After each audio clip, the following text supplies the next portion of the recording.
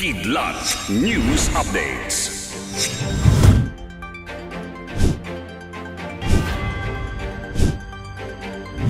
Ako po si Cesar Soriano, kasama ang buong puwersa ng Kidlat News Channel para ihatid ang mga nangunang mga balita sa buong kapuluan. Ngayon, naudlot ang pagtawid sa Rafah border crossing sa Egypt ng 20 Pinoy at iba pang foreign nationals na naipit sa Gaza kahapon matapos ang ilang pagsabog malapit sa border at hindi pagkakasundo ng dalawang partido na may control sa border tungkol sa pagpapahintulot ding makatawid ang mga sugatang Palestino. Ayon sa Israel Defense Forces, ang Hamas ang may pakana ng pagsabog at bukod sa Rafah border, nilusob din umano ng grupo ang mga sundalong Israeli na tumutulong sa pagbukas ng humanitarian road sa Salah al-Din.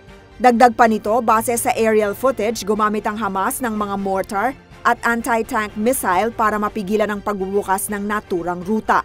Pinabulaanan naman ng Hamas ang paratang at sinabing ang Israel ang may pakana sa pagpapasabog. Ayon kay Department of Foreign Affairs o DFA Undersecretary Eduardo De Vega, susubukang mapalikas ang unang batch ng mga Pinoy ngayong Lunes. Sa 134 na mga Pinoy na nasa Gaza, higit 40 lamang ang nagpahayag ng interes na lisanin ang lugar.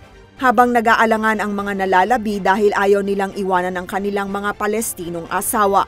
Nanawagan naman ang gobyerno ng Pilipinas sa Israeli government na payagan ng makasama sa pagtawid at pag-uwi sa Pilipinas ang 40 asawang Palestino ng mga Pinoy.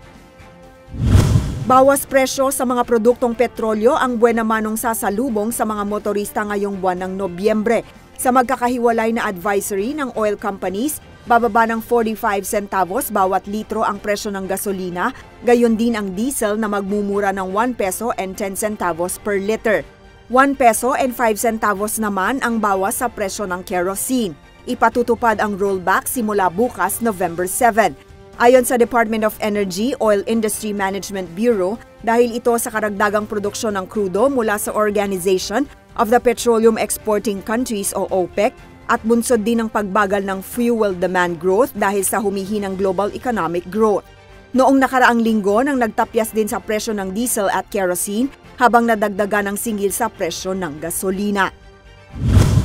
Taga Nueva Vizcaya ang solong nagwagi sa jackpot ng Lotto 642 na 102.3 million pesos nitong weekend.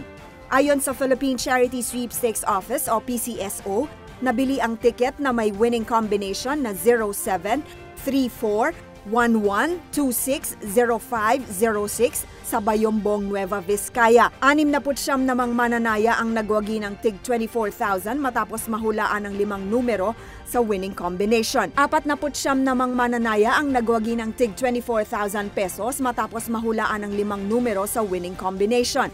3,422 players ang nakakuha ng 4 na numero at nagwagi ng tig 800 piso. Habang 55,633 ang baliktaya matapos makakuha ng 3 tamang digit.